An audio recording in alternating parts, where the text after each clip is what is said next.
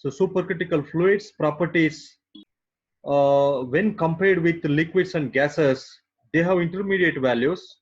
Say for example, density larger than the gases, diffusion coefficient larger than the liquids, viscosity lower than the liquids, So these varied properties of supercritical fluids will make the substances to dissolve, will make the extraction process more efficiently by applying for any variety of the samples. So when you consider any extraction technique in order to perform the analytical separation, the extraction technique should fulfill these requirements. What are those requirements? Any extraction technique you are going to perform must be rapid. So it should not consume longer interval of time. Within the small interval of time, we must be able to complete the extraction process. And the extraction procedure, what we are going to adapt should not be difficult one. It should be very simple. It should be very simple. The extraction technique must be simply adaptable. And there must not be need of any expensive materials in order to perform the extraction process. So the extraction technique must be inexpensive, highly inexpensive. And the quantitative recovery of the analyte must be expected always without having any loss either by degradation or by chemical transformation during the extraction process, because you will be using the solvent. The solvent may be organic solvent. You will be mixing the organic solvent with the modifier. You may be using supercritical fluid, whatever it is. You may be using the sorbent, whatever it is. So the quantitative recovery of the analyte without any loss of the analyte must be expected by means of that particular extraction technique. So whatever the effluent obtained after the extraction process, at the end, the extract must be sufficiently concentrated, because if the concentration of the extract with respect to analyte is low, you will be going to increase the concentration. You may have to increase the concentration by concentration process. This is an added step, and this is going to be highly disadvantageous. And after the extraction process is over, it should not generate any waste. If it is going to generate the waste, very little it should be. Therefore, the waste generated must be easily disposed to the atmosphere. So you must expect no generation of the waste, or even it is generated to a very less amount. So any extraction technique you are going to adapt for the analytical separation, it should be rapid, simple, inexpensive. Quantitative recovery of the analyte must be very easy without the loss or degradation. Should yield a solution of sufficiently concentrated. Should generate little or no laboratory wastes that have to be disposed of. You should remember. So the first extraction procedure started before all these ancient extraction procedures employed for the extraction process was Saxhlett apparatus. Modern extraction procedures employed were liquid-liquid extraction or chromatographic technique or solid phase extraction, etc.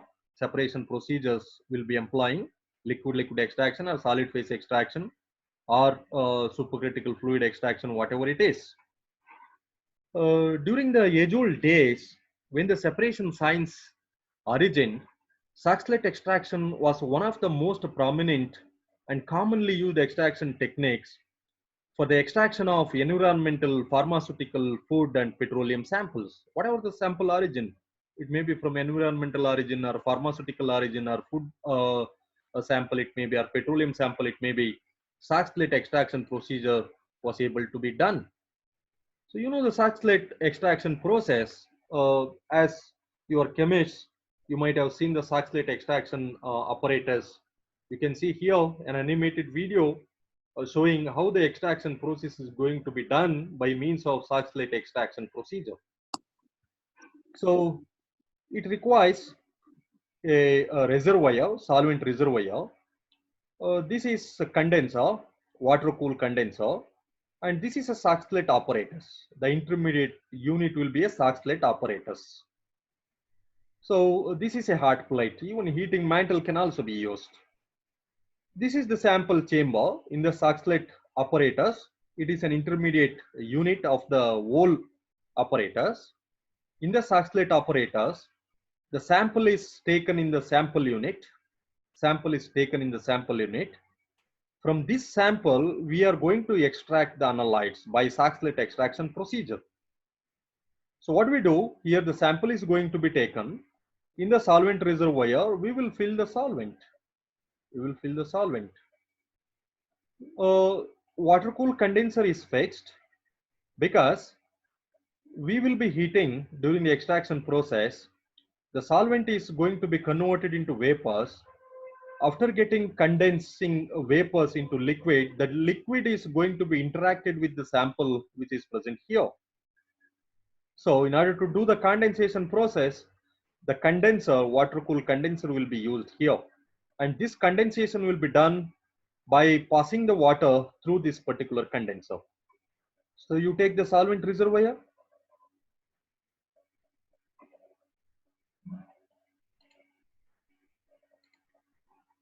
You take the solvent reservoir. You take the sample in the Saxhlett apparatus, fit into the solvent reservoir, and to the Saxhlett apparatus, you fit water cooled condenser. When you heat the solvent, solvent is going to be converted into vapor. Solvent is going to be converted into vapor, and it will condense back to the sample unit here. And the analytes which are having the selectivity to get dissolved in the solvent, they are dissolved in the solvent. Therefore, the level of the liquid in the sample unit will be increased. And as a result, the solution is coming back to this solvent reservoir. So whatever the solutes separated will be collected in this solvent reservoir only. So this is the operation of the Saxhlett extraction procedure. You can see here a stepwise assembling of the Saxhlett apparatus and how we are going to utilize the Saxhlett apparatus in order to perform the separation process.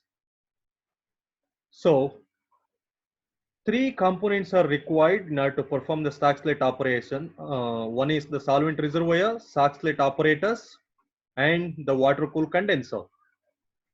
So inside the Saxhlett apparatus, you can see a sample holder. You can see how these units, three units are going to be assembled one by one. This is an heating mantle into which the sample solvent reservoir is going to be placed. It is containing the solvent, several milliliters of the solvent. Into this solvent reservoir, the Saxhlett apparatus is going to be immobilized. So load the material in the sample compartment. Prior fixing the Saxhlett unit to the solvent reservoir, you take the sample in the Saxhlett apparatus, that is sample compartment, and fix the sample compartment by means of water cooled condenser. This is going to be the water cooled condenser.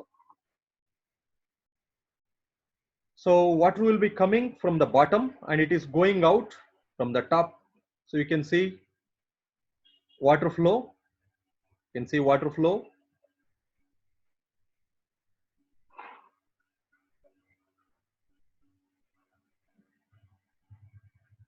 So water passing should be continuous. You should not stop the passage of the water because this should be a continuous process. If water flow is stopped, there will be chances of damaging the instrument, damaging the apparatus. Therefore, the flow of water must be continuous.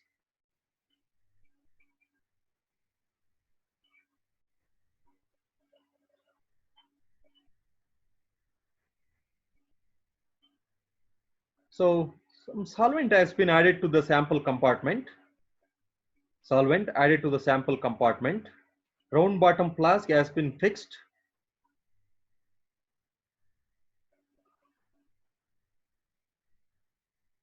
If you wanted to get the dilute solution, the solvent reservoir can also be contained with several milliliters of the solvent, as I told in the beginning. So now the sample is ready to perform the extraction process. So what should be the next procedure? So you have to switch on the instrument. After switching on the instrument, the heating up of the solvent will be taken place. So solvent vapors are produced. then those vapors are going to be converted into droplets by the condensation process, and the condensed liquid will be interacting with the solutes present in the sample. So you can see the movement here, how the solution coming back to the solvent reservoir.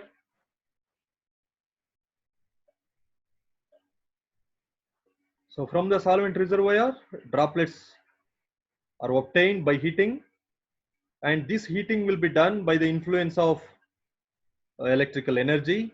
So you switch on the power.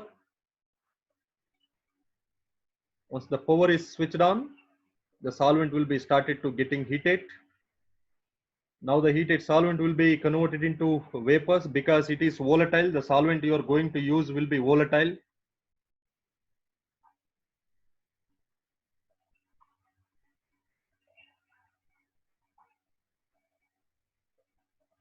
So this is going to be vapor tube.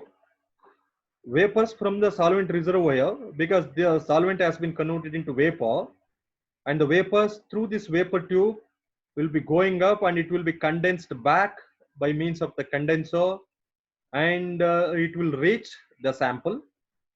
In this sample compartment, the solvent will be interacting with the solute present in the sample, and the extract when the level of the liquid increase, the extract will be reaching back to the solvent reservoir. So the sample components or the analyte components present in the sample are dissolved in the solvent, which is passed into the sample compartment by vaporization process followed by condensation process. They will be reaching the solvent reservoir that is present in the round bottom flask. So the round bottom flask is at the initial stage, it will be containing only solvent, and once the extraction process is over, the round bottom flask will be containing not only the solvent but also the analyte. Whichever the solutes present in the sample are having greater selectivity to get dissolved in the solvent, they are going to be dissolved or they are going to be extracted into this particular solvent, and therefore they are extracted into the solvent which is present in the round bottom flask. So this is about the Saxlett extraction procedure.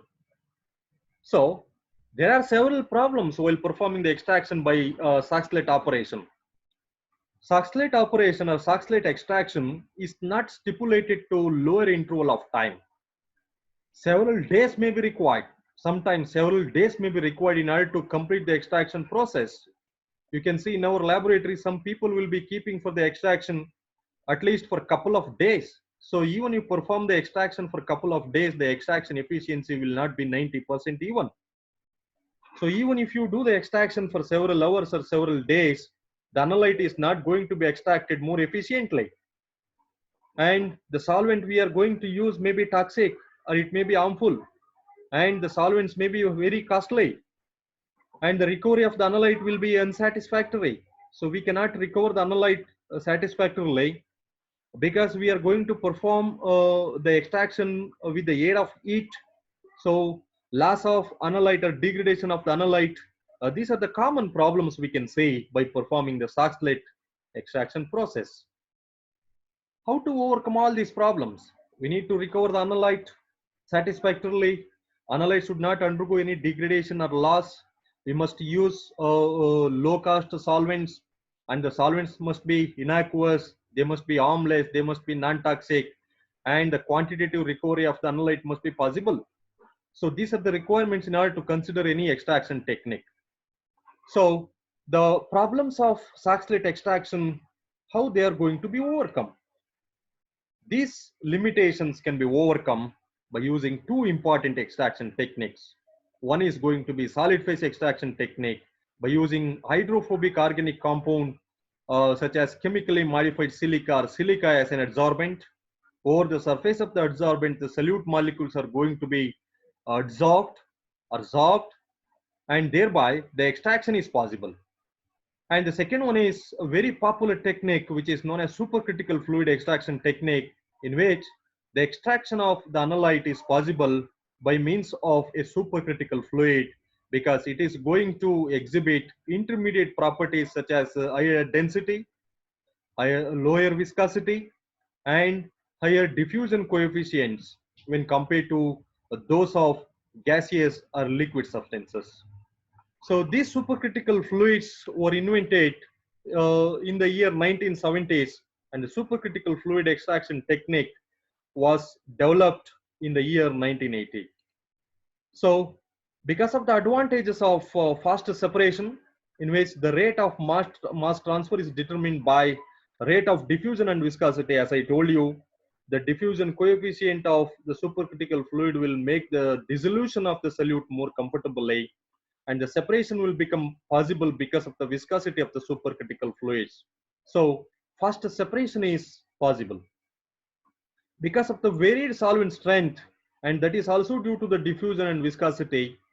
And this varied solvent strength can be obtained by changing the pressure, but very rarely by changing the temperature.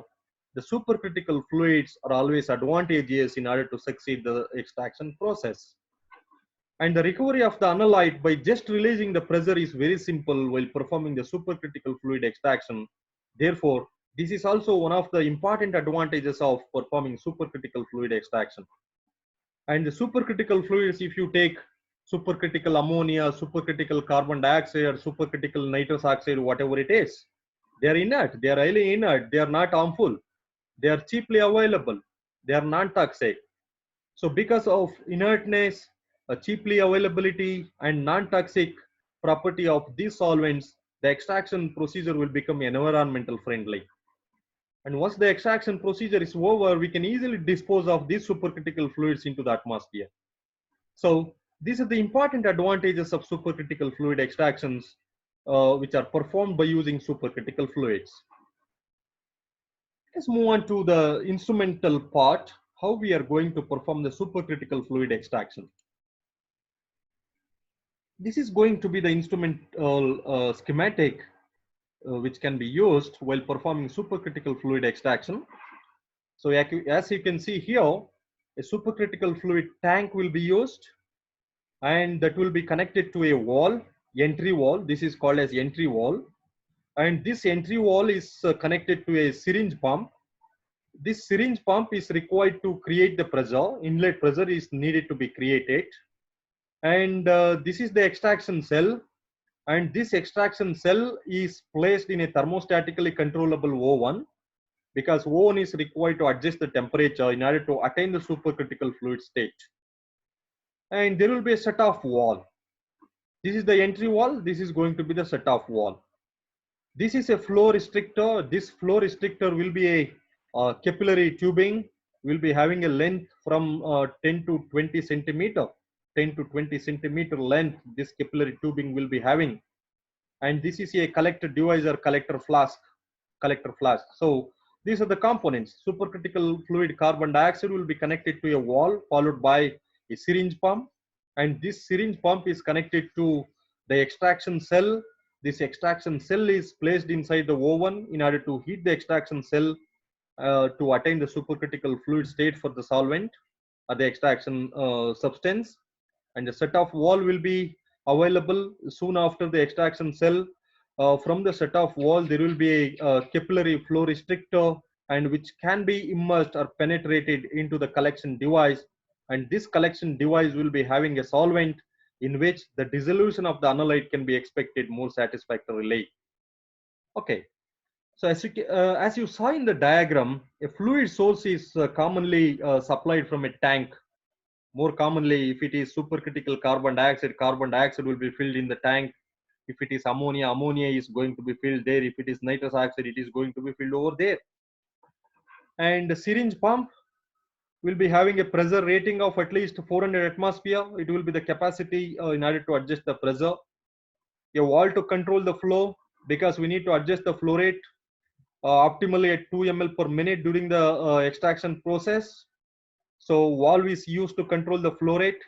An exit valve in order to give the exit for the components separated in the extraction cell. And the flow restrictor is utilized to depressurize the system, because pressure is above the critical pressure, temperature is above the critical temperature.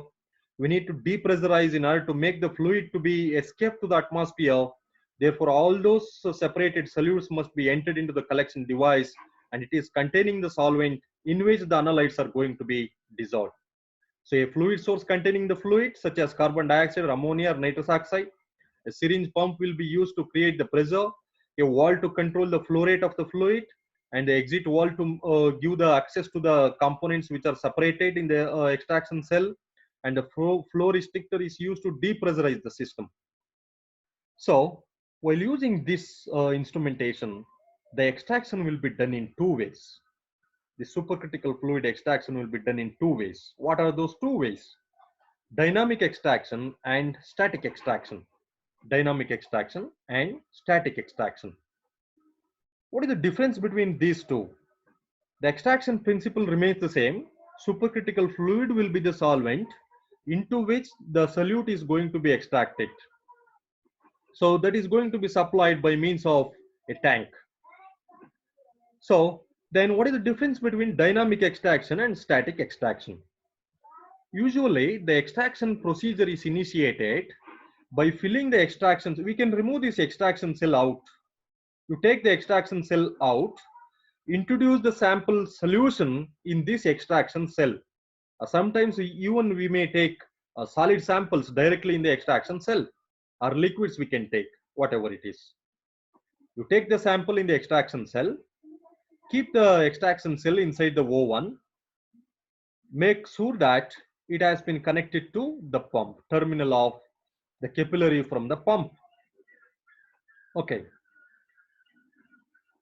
Next is we have to perform the extraction. You create a continuous flow of carbon dioxide at an adjusted pressure in such a way that gaseous carbon dioxide has been converted into supercritical carbon dioxide, and in that particular state the supercritical carbon dioxide is entering the extraction cell. In the extraction cells, analytes present in the extraction cell in the sample, they are going to be extracted by the carbon dioxide because carbon dioxide is present in its supercritical fluid state. So during the extraction process, the shutoff valve here, you can observe here, shutoff valve is opened always. The shutoff valve will not be closed during the extraction process. The extraction process will be continuous. During the extraction, the shutoff valve will not be closed, will be opened always. So whatever the analyte getting extracted into carbon dioxide is continuously in motion, and it will be reaching the collection device through the flow restrictor. This is called as dynamic extraction. So dynamic extraction means the shutoff valve between the flow restrictor and the extraction cell will be opened throughout the extraction process. During the duration of the extraction process, the shutoff valve between the extraction cell and the flow restrictor will be opened. So the movement of the analyte will be continuous. Whatever the analyte moving through this capillary or the flow restrictor will be reaching the collection device, and this collection device is containing the solvent. So analyte will be dissolving in this collection device or in this solvent present here. Flow restrictor is a capillary where the pressure is adjusted in such a way that the supercritical fluid state for the carbon dioxide is disturbed. So the gaseous carbon dioxide will be escaped to the atmosphere, and only analyte will be reaching the collection device. So the analyte will be dissolving in the solvent present in the collection device. This is called as dynamic extraction. In static extraction, the shutoff valve between the extraction cell and the flow restrictor will be closed for a period of time. During which the interaction between supercritical carbon dioxide and the analyte present in the extraction cell will be taken place. Static means closed. So shutoff valve will be closed. Shutoff valve which is present in between extraction cell and the flow restrictor will be closed for a certain period of time, during which the extraction is performed. After some interval of time, the shutoff valve is going to be opened and the solutes are procured in the dynamic method. This type of extraction is called as static extraction. So in the dynamic extraction, throughout the extraction duration, the set-off valve will be opened. In the static extraction, for a period of time, the set-off valve will be closed. Then it is opened in order to procure the analyte, and the way of collecting the analyte in the collection device remains the same in both the techniques. So this is how we can differentiate dynamic extraction from static extraction. So then what are the choices of supercritical fluids? So what are the substances we can use them as supercritical fluids, and what are the requirements? So based on certain variables, we will be in a position to choose the supercritical fluids. More importantly, the polarity. Here, as I told while explaining the liquid-liquid extraction or solid phase extraction, like dissolves like or like attracts like principle holds good in order to increase the separation efficiency. Unlike here also, the polarity of the analyte or polarity of the matrix with respect to the supercritical fluid must be matched. Such a supercritical fluid will be chosen. Means the polarity. If analyte is polar supercritical fluid is not going to become responsible to hold the polar analyte, and the non-polar supercritical fluid will not become responsible to hold the non-polar analyte, or vice versa. Diffusion coefficient of the supercritical fluid we must concentrate, because solubility is very important here. The analyte or the matrices, whatever present in the sample, must be easily soluble in the supercritical fluid. And not only the dissolution but also nature of the matrix. What kind of the matrix present in the sample, that should not interfere during the extraction procedure, or the separation of the analyte from the matrices by this supercritical fluid extraction. Supercritical fluid should not create any interference from the matrix, and the solution after extraction is over must be highly concentrated. So moisture content of the sample is also very important. So if we are going to use some hydrophobic supercritical fluids, moisture is not going to be removed. So such a supercritical fluid we need to consider.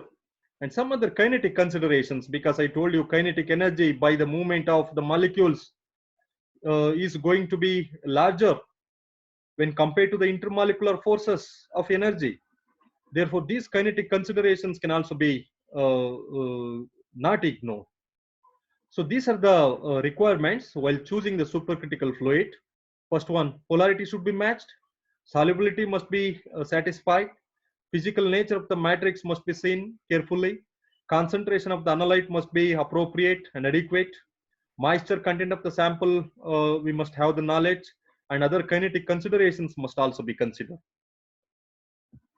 Carbon dioxide is an excellent supercritical fluid, and which is used in more than 80% of the supercritical fluid extraction, either alone or by mixing with some modifiers. I can tell you about the modifiers. So what is the meaning of modifier and so on. Why this carbon dioxide is used? I have presented here a table showing the critical temperature, critical pressure, the density at critical pressure, and density at 400 atmosphere for carbon dioxide, nitrous oxide, ammonia, and N-butane. So these four are used as supercritical fluids. If you look at the critical temperature of carbon dioxide, 31.3 degrees Celsius, and the critical pressure will be 72.9 atmosphere. Density 0.47 gram per ml. Similarly, nitrous oxide you can see 36.5, close to 31.3, 71.7, very close to 72.9, and even the density 0.45, almost similar to 0.47, and density at 400 atmosphere 0.94. There is no much difference with 0.96. So I have made here yellow because these two fluids can be commonly employed as supercritical fluids, because the ability to make this carbon dioxide and nitrous oxide to get converted them into supercritical fluids by just raising the temperature to 31.3 degrees Celsius or 36.5 degrees Celsius. So if you raise the temperature above 31.3 degrees Celsius or 36.5 degrees Celsius, carbon dioxide and nitrous oxide are easily converted into supercritical carbon dioxide or supercritical nitrous oxide. And similarly, pressure, if you raise the pressure beyond 72.9 atmosphere or 71.7 atmosphere, the pressure will be above the critical pressure. Therefore, supercritical pressure is going to become responsible in order to convert these substances into supercritical fluids. So the density is varied, but the same density when compared to nitrous oxide or carbon dioxide to each other 0.47 or 0.45 at critical pressure or at 400 atmosphere.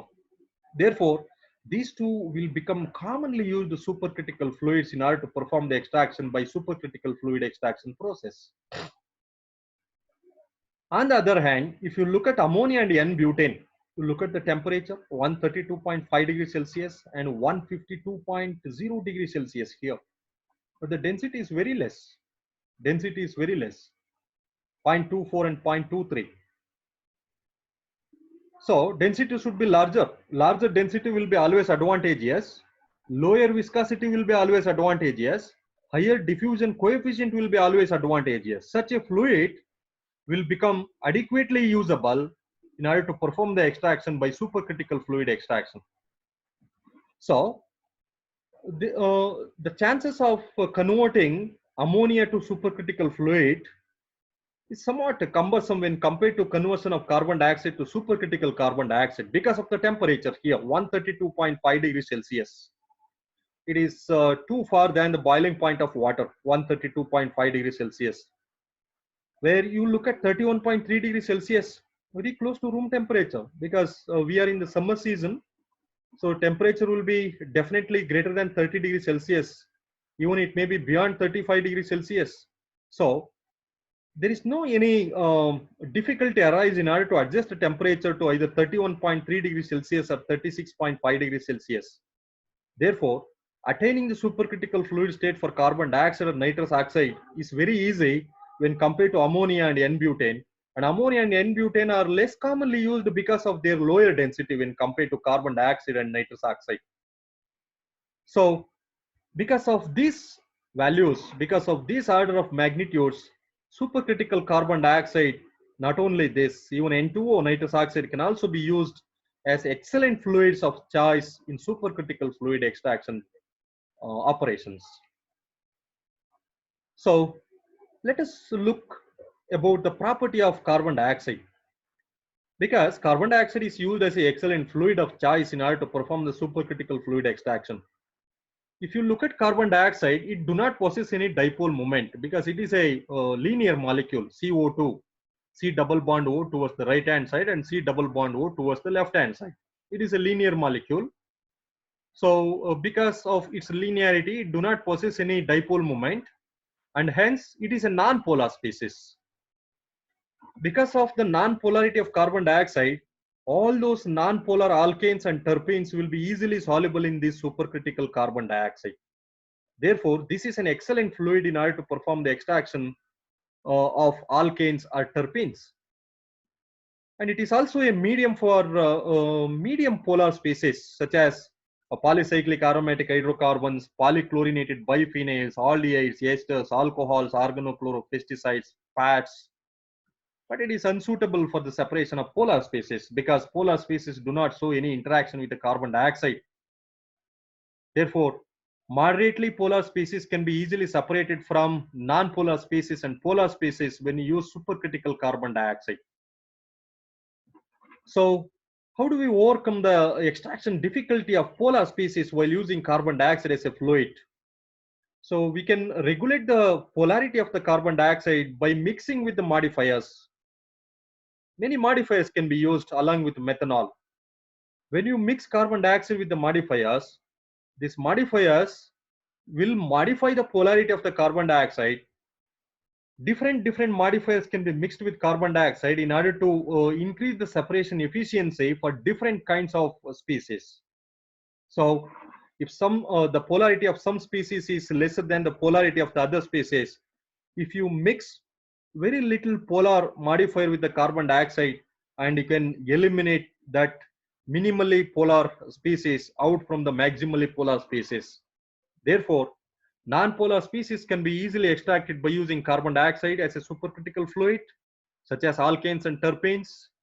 And moderately polar species such as polycyclic aromatic hydrocarbons, polychlorinated biphenyls, aldehydes, esters, alcohols, organochloropesticides, all these substances, including fats, can be easily separated by means of supercritical carbon dioxide. But the polar species can be separated by mixing the carbon dioxide with the organic modifiers. So what are the commonly used modifiers? These modifiers are better to remember. They're organic compounds. If you look at all those organic compounds, more commonly, so maybe low molecular mass alcohols such as methanol or even alcohol. Propylene alcohol can also be used. Propylene carbonate can be used. 2-methoxyethanol can be used. Methylene chloride can be used. Organic acids can be used. And make sure here they are flammable. Some organic compounds are flammable. While increasing the temperature, their state of existence must not be disturbed. So modifiers such as low molecular mass alcohols, propylene carbonate, 2-methoxyethanol, methylene chloride, and organic acids such as acetic acids can also be used. Formic acids can also be used.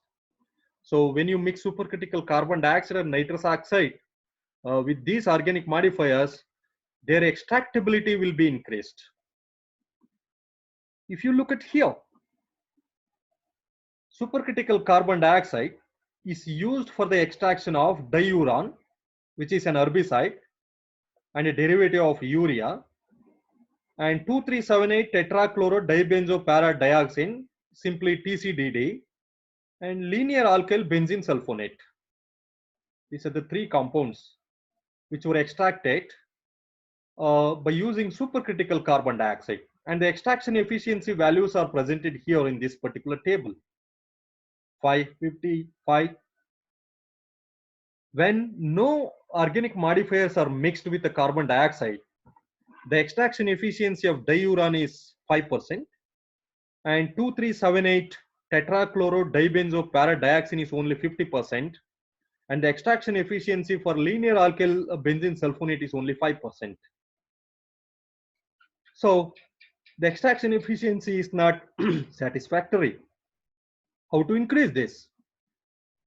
Because of non-suitability of carbon dioxide and its non-polarity, the extraction efficiency might be lower. So what we can do, the polarity can be modified by mixing with organic modifiers such as methanol.